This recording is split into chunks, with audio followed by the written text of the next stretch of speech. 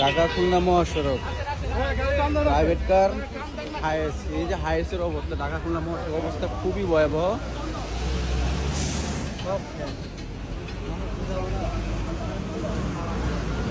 হচ্ছে হাইসের অবস্থা, 15 জন dead body, সাথে সাথে 15 জন ডেড বডি।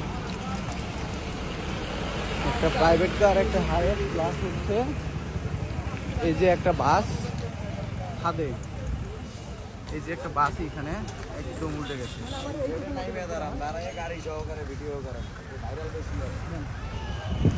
ইটটা কি মানুষের এতই প্রয়োজন?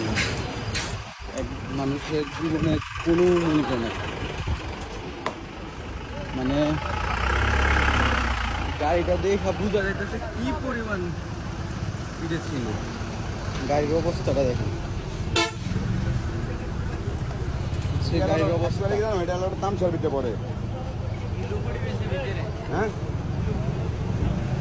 লাইন চলো